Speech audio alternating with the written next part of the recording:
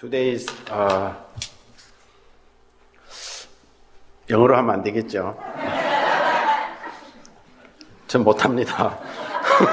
기대하지 마세요. 지금 계속 영어를 듣다 보니까 막 영어가 나오려고 그러는데 Today까지밖에 안 나오네요.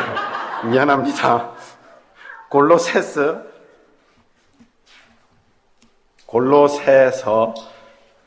3장 1절에서 4절입니다. 골로새스가 아닙니다. 골로새서 3장 1절에서 4절까지의 말씀을 보시겠습니다. 오늘 우리에게 주시는 하나님의 말씀은 골로새서 3장 1절에서 4절입니다. 지금 구약에서 찾고 계시는 분도 계시고 있습니다. 그러시면 안 됩니다. 신약성경 327쪽을 보시면 되겠습니다.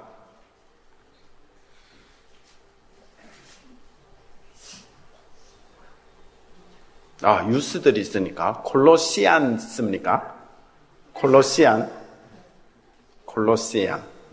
chapter 3 verse 1 to 4 2가 number 2가 아닙니다. 1 to 4 자, 이왕이면 같이 한번 읽었으면 좋겠습니다. 시작. 그러므로 너희가 그리스도와 함께 다시 살리심을 받았으면 위의 것을 찾으라. 거기는 그리스도께서 하나님 우편에 앉아 계시느니라. 위의 것을 생각하고 땅의 것을 생각지 말라. 이는 너희가 죽었고 너희 생명이 그리스도와 함께 하나님 안에 감추었음이니라. 우리 생명이신 그리스도께서 나타나실 그때에 너희도 그와 사실 오늘 부활절입니다. 예수 그리스도께서 부활하셨습니다. 그 부활하신 것을 믿습니까? 사실입니까? 또 오늘 부활절에 관해서 또 부활에 관해서 모든 은혜의 말씀을 우리 송 목사님 맞으시죠? 송 목사님께서 다 전해주셨기 때문에 저는 한마디만 하고 내려가면 됩니다. 사실 예수님이 부활하셨습니다. 할렐루야. 믿으시죠? 아멘. 기도합시다 하고 끝나면 되는데 사실 목사님과 제가 이제 말씀을 전하는데 시간이 제한이 돼 있습니다. 목사님께서 쓰신 시간 외에 제가 해야 되기 때문에 지금 제가 준비한 내용을 다 전해드릴 수가 없을 것 같아요. 양해를 바랍니다. 그래서 조금 제가 헤맬 수도 있습니다. 지금 준비한 그 내용의 순서대로 가려면은 조금 헤맬 수도 있으니까 이해를 하시고 감안하시고 만약에 은혜가 안 되시면은 그냥 조용히 나가셔도 상관은 없겠습니다. 여러분 다시 한번 물어보겠습니다. 예수님이 부활하셨습니다. 믿으시죠? 사실 예수님이 부활하신 것에 대해서 우리가 아무리 무슨 증거를 대고 설명을 하고 이해시키려 해도 안 됩니다. 할 수가 없어요. 그죠? 할 수가 없습니다. 그냥 부활에 대한 이야기를 많이 들었기 때문에 그 예수님이 부활하셨나 보다 막연하게 지금 생각하는 것을 가지고 나는 부활을 믿는다라고 착각하면서 살아가는 경우도 있어요. 사실 그게 현실입니다. 그리고 아무리 부활의 이야기를 해도 모릅니다. 받아들일 수도 없고 이해할 수도 없고 또 믿는 우리가 설명할 수도 없어요. 아까 제가 믿습니까 했을 때 아멘 하셨잖아요. 믿어지니까 믿는 거예요. 그렇지 않습니까? 이해가 돼서 믿는 게 아니라 믿어지니까 믿는 거예요. 믿어지는 거예요. 그래서 은혜라는 것이죠. 우리가 부활에 대해서 믿겠다 내가 결정해서 믿어진 게 아니에요. 사실은 뭡니까? 믿어지니까. 그래서 부활은 은혜입니다. 부활뿐만 아니라 우리가 예수 그리스도를 믿는다는 그 자체도 마찬가지죠. 그것과 동일하게 연결되어서 부활에 관한 믿음도 믿어지니까 믿는 겁니다. 그래서 은혜입니다. 사실 예수님의 부활 그 당시에 부활을 제일 신경 써서 준비한 사람들이 누군지 아십니까? 첫날 여인들 무슨 향품이나 이걸 준비하고 나온 무덤에 갔던 그 여인들입니까? 아니면은 제자들? 자, 마태복음 27장 62절에서 66절까지의 말씀을 긴데 제가 한번 읽어드릴게요. 빨리 읽겠습니다. 잘 들으세요.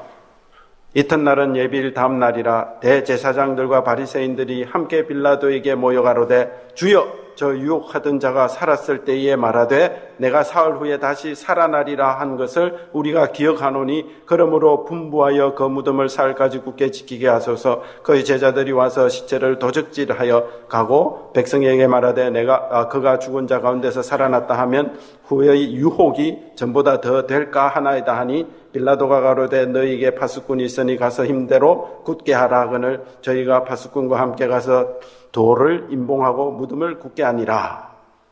저희 최대한 속도로 빠르게 읽은 것입니다. 이 내용을 이해하시겠죠? 누굽니까? 그 부활을 제일 신경 써서 준비했던 사람이 누구예요? 부활에 대해서. 제사장들과 누구요? 바리새인들이에요. 여인들도 아니고, 여인들은 뭐를 들고 갔잖아요. 그것이 왜 들고 갔어요? 죽은 사람 장사하게 사랑은 하는데 그것을 들고 갔다는 이유는 부활을 믿지 않았다는 것이죠. 그리고 그 여인들이 빈 무덤을 보고 부활하신 예수님을 만나고 제자들이 무서워가지고 자기들끼리 모여가지고 막 지금 있는 장소로 가서 부활을 하셨다라는 이야기를 했을 때 그들의 반응은 무엇이었습니까? 믿지를 않았어요.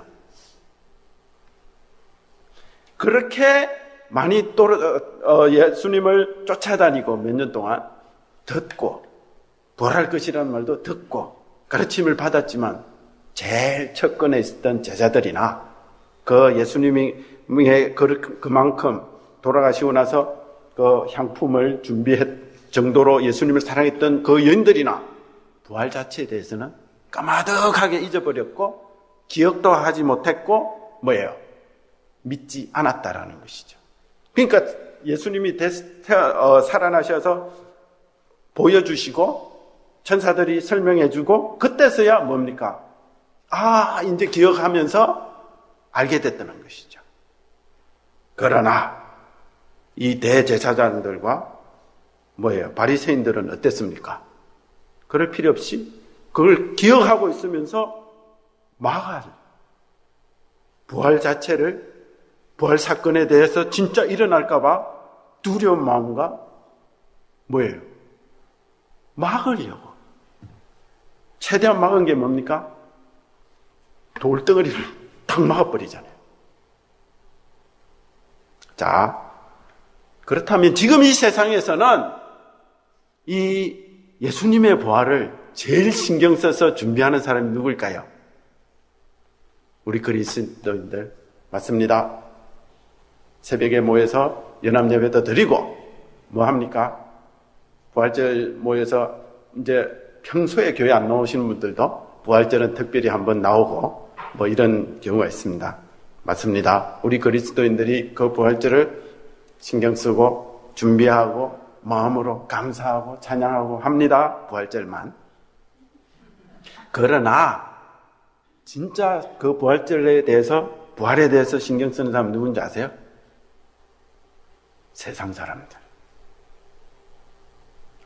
자, 부활절 되기 전에 딱 가면은 물건 파는데 심지어 달러숍 이런 데 가면은 뭐가 딱 있습니까? 에그. 그리고 광고를 막 하잖아요. 몇 주 전부터 이스터 세일. 그 사람들이에요. 그 에그를 그 며칠 전에 만들어서 파는 걸까요? 아니에요. 몇 달 전에 준비를 하는 거예요. 왜냐? 대목이니까. 돈이니까. 사람은 그렇게 하는 거예요. 그럼 우리에게 있어서는 부활절이 뭐예요? 부활이 과연 무엇인가 생각을 해봐야 된다는 것이죠. 여러분, 부활하면은 뭐가 생각납니까? 에그, 토끼, 초콜릿. 부활하면 또 뭐 생각나는 거 없어요? 김태현? 김태훈입니까? 김태현입니까? 아무도 모르네. 그 유명한 분을 김태원이구나. 죄송해요. 김태원 아시죠? 막 이런 사람들, 막 그런 거 생각하지 않으세요?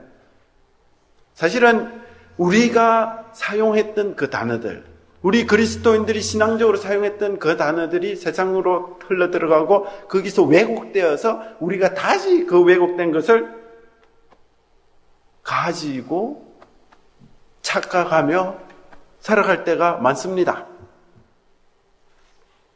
그 중에 하나가 부활이다라고 말씀드릴 수도 있겠습니다. 또 하나 예를 드릴까요? 얘는 이, 눈에는 눈, 막 이런 그 믿지 않는 사람들도 일반적으로 사용하는 문장이 됐지 않습니까? 그죠? 뭐를 위해서 사용합니까? 얘는 이, 눈에는 눈, 코에는 코, 귀에는 귀. 뭐가 생각나세요? 복수. 그 왜곡된 개념을 우리가 어떻게 해요? 우리 신앙생활에 우리가 가져와서 그대로 전혀 그거에 대해서 생각하지 않고 사용을 한다라는 것이에요. 그 개념으로. 복수의 개념이 아니죠. 저번에 설교할 때 말씀을 드렸는데 기억하시는 분이 아마 없으실 겁니다. 그거 무슨 개념이에요? 무슨 개념이에요? 복수가 아니면은 단수입니까? 아니잖아요. 무슨 개념이에요? 눈에는, 그러니까, 다시 말하면, 어떤 사람이 내 눈을 다치게 했으면은, 그 다친 만큼만, 어떻게 해요? 받으라는 것이죠. 복수를 하지 말라는 개념으로 그 말씀을 주신 거예요. 이해가 되십니까? 내가 어떤 사람이 내한테 100원어치 손해를 끼쳤어요. 그러면은 100원어치만 그 손해를 보상을 받아란 말이에요. 근데 우리는 어때요? 복수의 화신이 들끓어서 어떻게 해요? 더 크게 하잖아요. 그 의미가 아닙니다. 이해가 되셨죠? 눈에는 눈. 마찬가지로 부활이라는 개념도 많이 왜곡된 가운데 우리가 접하고 있고 그 개념을 생각하고 있고 가지고 살아가고 있다는 것이죠. 신앙생활로서 뭐예요? 내가 어떤 이 세상에서 뭐예요? 실패하고 또 어떻게 해요? 안 되고 뭐 이런 것들을 거기서부터 이걸 어떻게 표현하지? 완전히 인생 역전의 개념으로 부활을 생각하면서 그것을 우리의 신앙생활에 적용하고 그것을 가지고 산다 이렇게 말씀드릴 수가 있다라는 것이죠. 저는 이렇게 생각합니다. 그 부활의 개념도 어떤 세상에서 왜곡된 개념을 다시 끌고 와서 우리에게 적용하고 있다 이렇게 생각을 하고 있습니다. 부활이라는 개념, 부활의 의미가 우리에게 무엇인가 이런 것을 한번 진정으로 생각을 해봐야 된다는 것이죠. 그 부활의 진정한 의미를 다 우리가 지금 이 시간에 깨닫고 나눌 수는 없지만은 우리가 읽었던 이 본문을 통해서 그 부활의 진정한 의미를 우리에게 적용해야 될 의미를 한번 찾아보기를 원합니다. 본문에 보면은 1절에 보면은 이런 말씀이 있습니다. 너희가 그리스도와 함께 다시 살리심을 받았으면 이건 부활을 말하는 것이죠. 그죠? 자, 여기서 다시 살리심을 받았다라는 이 말은 시제가 뭔지 아시죠? 시간을 의미하는 것입니다. 시제상 과거에 이루어졌던 말을 의미합니다. 그렇다면 우리가 다시 살았다는 것은 이미 다시 살아난 거예요. 그 의미는 무엇입니까? 다시 살았다는 의미가 부활이라면 우리가 이미 부활한 거예요. 이해가 안 되죠? 받아들일 수가 없죠? 부활을 했어요. 예수 그리스도의 부활을 믿으시면은 우리가 이미 부활했다라고 말했을 때 아멘 하셔야 됩니다. 그거 아멘 안 하시면은 어떻게 될까요? 뭐 지옥 가고 뭐 이런 건 아니지만은 여러분들이 신앙생활을 하는 데 있어서 조금 힘들어질 수가 있다라는 것이죠. 뭐 저주로서 힘든다기보다는 우리가 잘 못 이해함으로 인해서 힘들어질 수가 있다라는 것이죠. 우리는 이미 부활을 했습니다. 이단이 아닙니다. 저 목사 저런 말을 하니 좀 이상하다. 이런 생각을 하지 마시기 바랍니다. 사실 우리가 부활을 생각했을 때, 그 시점을 생각했을 때 항상 생각하는 것이 두 가지가 있습니다. 예수 그리스도만이, 그죠? 십자가에 돌아가시고 3일 만에 살아나셔서 부활하셔서 지금 성천하셔서 하나님의 우편에 앉아 계시다. 그런 개념, 나하고 상관없는 부활의 개념을 생각할 때가 많습니다. 예수님만을 생각하고. 또 하나는 뭐냐 하면은 부활하면은 맞아, 우리도 부활을 할 것인데 언제? 예수 그리스도께서 다시 오시면은 그때 우리는 육체를 다시 부활을 한다. 그 멀리 이후에 있을 사건으로만 생각을 한다라는 것이죠. 그것을 뛰어넘어야 된다는 것입니다. 그 시제를 뛰어넘어야 된다는 것입니다. 우리는 이미 부활을 했습니다. 이 말씀 시제 과거 완전히 이루어졌던 말씀으로 분명히 말하고 있지 않습니까? 근데 어떻게 우리가 죽지도 않았는데 죽었어요? 십자가에 죽었습니까? 아니에요. 부활을 하려면은 이 의미는 무엇입니까? 아까 목사님 말씀하신 것 같이 죽어야 되잖아요. 그죠? 일단. 근데 죽지도 않았는데 어떻게 부활했다고 말할 수 있고, 사실 우리가 지금 그대로인데 어떻게 부활했다고 말할 수 있습니까? 자, 있습니다. 골로새서 2장 12절 말씀을 보면 이런 말씀이 있습니다. 너희가 침례로 그리스도와 함께 장사한 바 되고 또 죽은 자들 가운데서 그를 일으키신 하나님의 역사를 믿음으로 말미암아 그 안에서 함께 일으키심을 받았느니라 라고 말하고 있습니다. 우리는 이미 죽었어요. 우리는 이미 부활했어요. 뭐로? 어떻게? 우리는 믿음으로 예수 그리스도의 십자가의 죽음에 동참함으로 죽었습니다. 자, 여기서 여러분들이 기억하고 중요하게 생각해야 될 단어 믿음입니다. 그럼 우리는 어떻게 부활했습니까? 믿음으로 예수의 부활에 동참하여 우리가 함께 산 것입니다. 그래서 믿음이에요. 그래서 기독교는 믿음의 종교라는 것이죠. 종교란 말 자체를 쓰기가 참 그런데 하여튼 그렇습니다. 믿음으로 우리는 죽었습니다. 예수 그리스도의 십자가에. 믿음으로 우리는 어떻게 부활을 했습니다. 갈라디아서 2장 20절을 보면 이렇게 말씀하고 있습니다. 내가 그리스도와 함께 십자가에 못 박혔나니 그런즉 이제는 내가 산 것이 아니요 오직 내 안에 그리스도께서 사신 것이라. 이제 내가 육체 가운데 사는 것은 나를 사랑하사 나를 위하여 자기 몸을 버리신 하나님의 아들을 믿는 믿음 안에서 사는 것이라. 바울 사도의 고백입니다. 우리보다 신앙이 100단은 더 좋고 우리보다 신앙적으로 더 똑똑한 이 바울 사도가 깨달아서 말씀하신 이 내용입니다. 어떻게 해요? 십자가에 예수 그리스도와 함께 죽었다고 그럽니다. 뭐가요? 믿음으로. 그 다음에 어떻게 해요? 다시 내가 육체 가운데 산 것은 이제 부활하게 됐는데 그 부활하게 산 것은 뭐예요? 믿음으로 살아간다. 믿음으로 죽고 믿음으로 살았다라는 것이죠. 여러분 예수 그리스도를 믿습니까? 부활을 믿습니까? 그렇다면 우리는 이미 십자가에 죽었습니다. 그리고 이미 우리는 그 예수님을 믿음으로 우리는 부활을 했습니다. 침례식을 하는 의미가 무엇입니까? 그 의미를 가지고 있다는 것이죠. 여러분 세례 받았습니까? 시간 되시면 침례 다시 한번 받아보시기 바랍니다.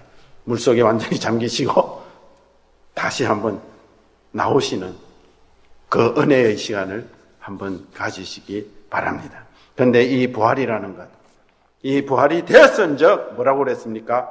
2절에 보면은 위의 것을 1절에 보면은 그리스도와 함께 다시 살리심을 받았으면은 위의 것을 찾으라. 거기는 그리스도께서 하나님 우편에 앉아 계시느니라. 자, 여러분 부활을 했잖아요. 이제 부활을 했으면은 어떻게 해요? 부활을 했는데 지금 어디에 살고 있습니까? 페탈로마에 살고 있죠. 부활을 했는데 산타루스에 살고 있어요. 조금 멀리는 저 세미나리에 사시는 분도 있는데 어쨌든 이 땅 위에 두 발을 딛고 딛고 살고 있습니다. 아직 부활을 했는데 어떻게 해요? 이 세상의 모든 고난과 고통과 어려움과 갈등을 다 갖고 이 세상에 그대로 살아가고 있습니다. 그죠? 우리는 부활의 소망을 어디에 둡니까? 이 세상의 모든 고통과 고난과 어려움을 다 없어지고 어떻게 해요? 완전한 천국의 백성으로서 완전한 그 완벽한 평화, 완벽한 행복, 완벽한 안전 이런 안에 가운데서 사는 것을 소망하면서 그 부활을 생각하지 않습니까? 그죠? 근데 하나님은 예수 그리스도는 뭐라고 그럽니까? 우리는 이미 부활했다. 이 갭을 어떻게 우리는 생각을 해야 되는 것입니다. 자, 지난주에 1차원과 4차원을 말씀드렸습니다. 그 개념을 또 여러분 적용하시기 바랍니다. 여기 뭐 물리나 수학적으로 저보다 홀등 뛰어나신 분 계신데 이런 말을 할 때는 좀 양해해서 이해해서 들어주시기 바랍니다. 그것이 바로 아까 커니가 말한 사랑에 그것이 다 포함이 되는 것입니다. 예. 자, 이미 부활했다. 그래서 너희들은 어떻게 해요? 위의 것을 찾아라. 자, 예수 그리스도가 지금 어디에 계신다고 그랬습니까? 하나님 우편에 앉아 계시다고 말씀을 하셨잖아요. 그러면 예수님이 하나님 우편에 앉아 있으면은 하나님은 예수님의 왼쪽에 있습니까?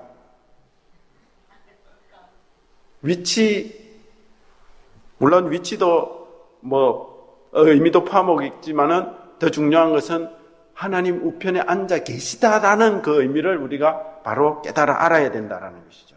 그럼 그리스도께서 하나님 우편에 앉아 계시다라는 말을 어디에서 잘 설명하고 있느냐면 빌립보서 2장 5절에서 11절 말씀을 보시면은 잘 설명을 하고 있습니다.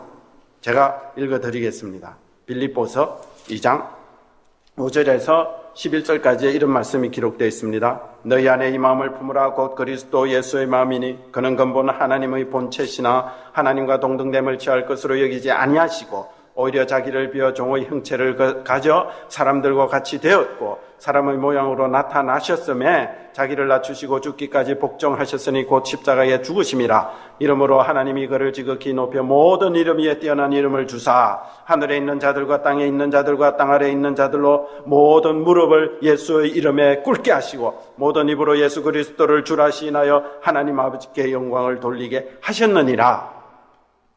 어떤 의미입니까? 예수님께서는 십자가에 돌아가시기까지 순종하시고 그 죽으시기까지 하나님 앞에 순종하심으로 하나님께서는 예수 그리스도를 부활시키시고 뭐를 주셨습니까? 모든 권세 위에 뛰어난 권세, 왕이 되게 하셨다는 것이죠. 지금 통치하게 하죠. 통치자로 세우셨다는 것입니다. 그 의미입니다. 하나님 오른편에 있다라는 의미가 그 의미예요.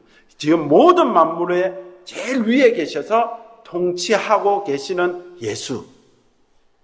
그분이 어디에 있습니까? 위에 있다라는 것이에요. 그러면 위하면 우리가 이렇게 또 쳐다봐야 되는 그 위입니까? 아니에요. 그런 의미가 아니겠죠. 구분해서 우리에게 설명할 수밖에 없기 때문에 위아래 이렇게 구분해서 말씀을 하고 있는 것이지, 위라는 의미는 아까 말씀드린 것, 예수 그리스도께서 모든 만물의 권세, 모든 만물의 위에 계셔서 통치하고 계시다라는 의미를 포함하고 있습니다. 자, 그렇다면 우리가 부활했다라는, 육신적으로 완전한 부활이 아닌 부활을 했다고 했는데 이렇게 사는 것은 어떤 의미를 가지고 있을까요? 바로 위에서 통치하시는 그 예수 그리스도, 그 예수 그리스도의 통치 안에 있다라는 것입니다. 여러분들이 하나님의 백성으로서 분명하게 믿고 있습니까? 분명히 믿고 계세요? 백성이라는 의미가 뭡니까? 어떤 나라에 속해 있는 사람들을 말하는 것이지 않습니까? 그죠? 그 나라에 속해 있다라는 것은 단지 그 나라라는 그 장소 안에 있다라는 그 의미만을 포함합니까? 저는 미국에 살고 있습니다. 살고 있지만은 이 미국 백성이 아니에요. 시민권이 없으니까. 장소는 여기 있지만. 그잖아요. 하나님의 백성이라는 의미를 어떻게 우리가 이해해야 되느냐? 바로 그 통치 안에 있을 때. 자, 나는 한국 사람입니다. 왜냐? 미국에 살고 있지만 한국 사람입니다. 왜 그렇습니까?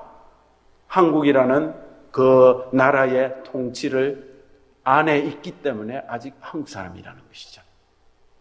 이해가 되셨습니까? 우리의 부활의 의미, 지금 우리는 부활했습니다.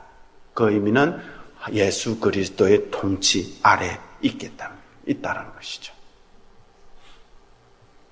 다시 말씀드리면 우리는 하나님의 백성이 된 것입니다. 이미 그렇다면 그 하나님의 그 나라 안에 있습니다. 그 하나님 나라 안에 있는 것은 바로 예수 그리스도의 통치 아래 있다라는 것이죠. 그 의미입니다. 우리가 지금 이 땅에 살고 있지만은 천국에 살고 있습니다. 하나님 나라에. 지금 우리가 이 땅에 이렇게 살고 있지만 부활한 자입니다. 그런 의미에서. 그래서 뭐라고 그럽니까? 위의 것을 생각하고 땅의 것을 생각지 말라라는 것이에요. 우리가 부활했음에도 불구하고 우리가 하나님의 백성임에도 불구하고 뭐 어떻게 살아갑니까? 땅의 것을 생각하면서 살고 있지 않습니까? 그렇죠. 사실이 그렇지 않습니까? 그것에 갈등하면서 살고 있지 않습니까? 그 안에서 살고 있는 게 사실이에요. 그러나 단호하게 말합니다. 우리는 부활한 자로서 하나님의 예수 그리스도의 통치 안에 있는 하나님 나라의 백성이다. 그러니 위의 것을 생각하라. 그것입니다. 하나님은요, 이렇다라고 말씀을 하시지, 몇 년 후에 이렇게 될 것이다. 아닙니다.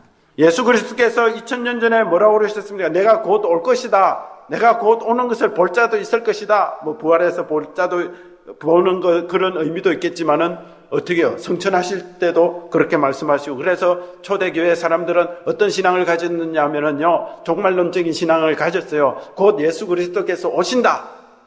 당장 내일 아니면은 조금 늦더라도 어떻게 해요? 몇 달 안에는 오신다. 이런 생각을 가지고 신앙생활을 한 거예요. 그런데 2000년이 지났는데 안 오시잖아요. 여기서 우리가 깨달아야 될 것. 하나님의, 아까 말씀드린 거 먼저 말씀드리고요. 깨달아야 될 것은 하나님이 일이다 하면 일인 거예요. 구원받았다 하면은 어떻게 해요? 구원받은 거예요. 완성이라는 개념에 있어서 우리가 우리 입장에서, 인간의 입장에서 어떤 시간의 개념이 적용되고 완성이라는 개념이 적용되기 때문에 어떻게 해요? 나중에, 지금은 아닌 것 같고 막 이러는데 나중에 그렇게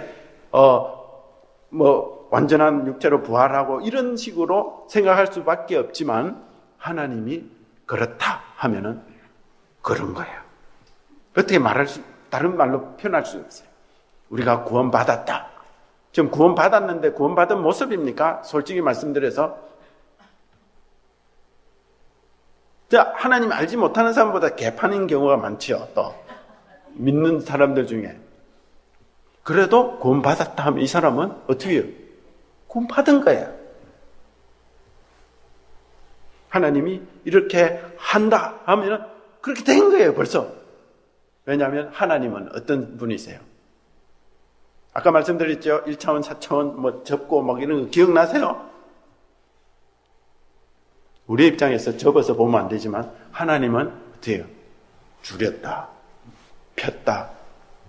시간의 개념을 초월하신 분 정도가 아니라 어떻게 해요? 하나님은 절대자시요. 하나님은 그 절대적인 권위가 있으신 분이라는 거예요. 어떻게 다른 말로는 표현을 할 수가 없네. 그렇게 되는 겁니다. 그래서 이런 말씀이 있습니다. 베드로후서 3장 8절에 보면 사랑하는 자들아 주께는 하루가 천년 같고 천년이 하루 같은 이 한 가지를 잊지 말라.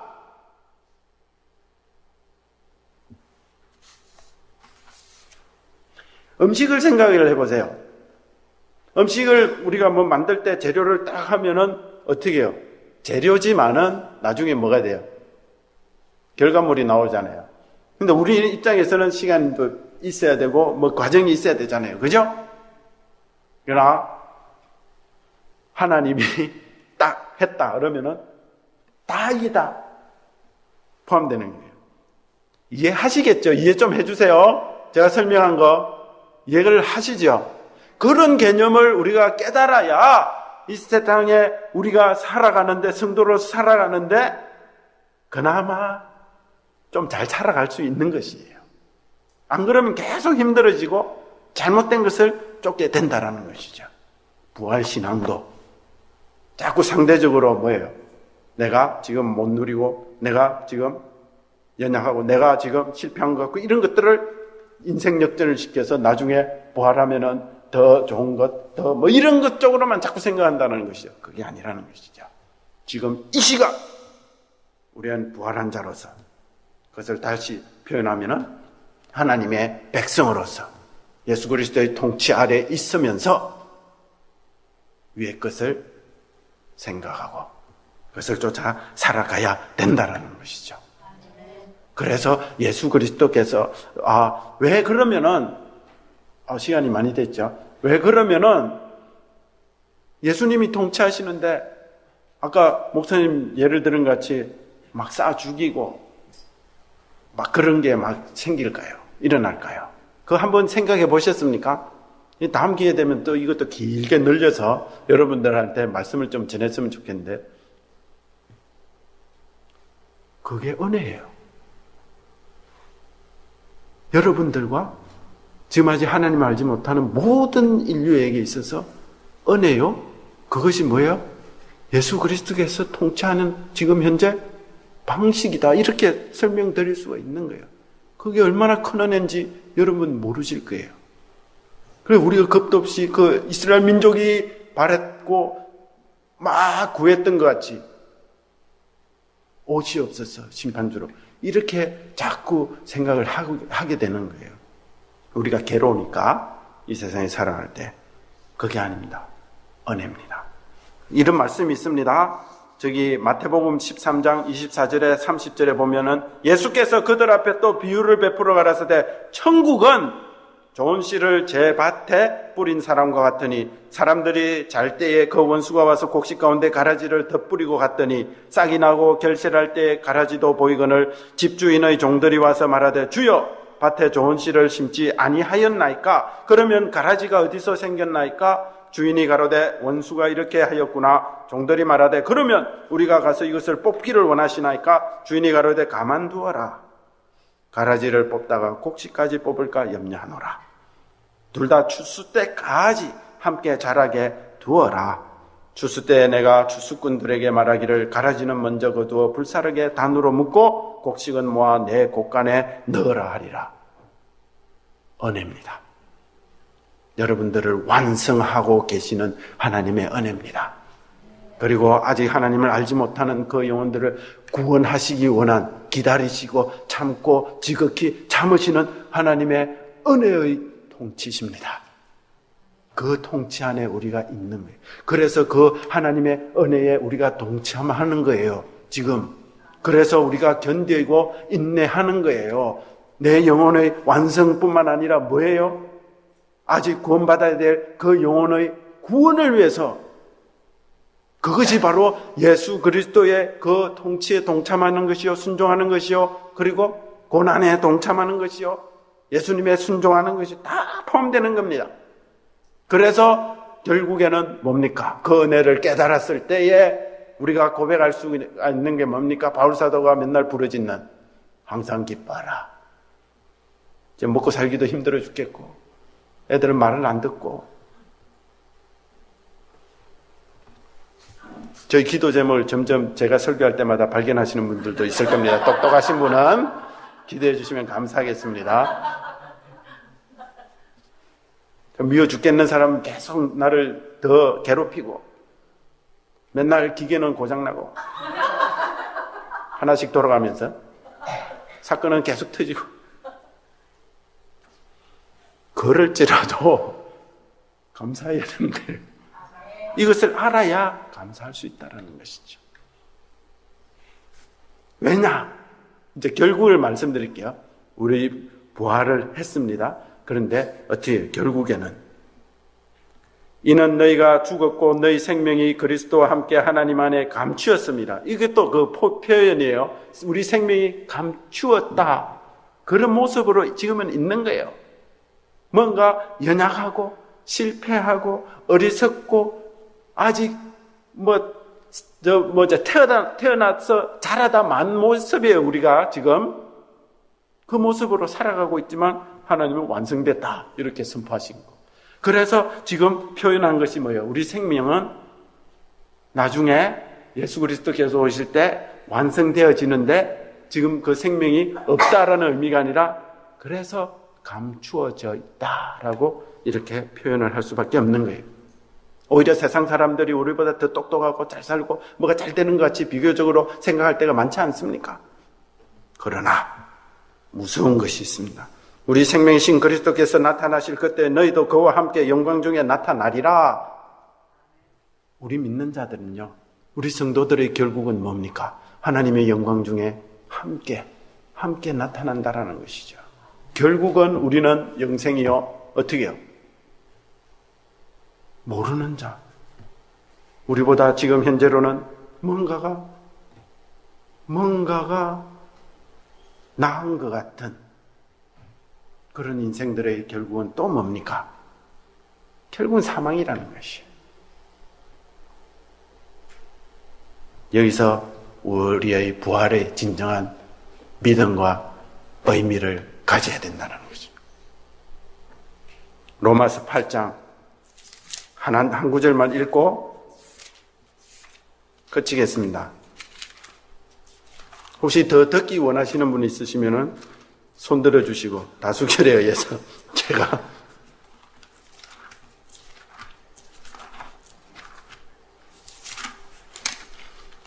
더 계속 나갔다가는 욕 들어먹을 것 같아요. 로마서 8장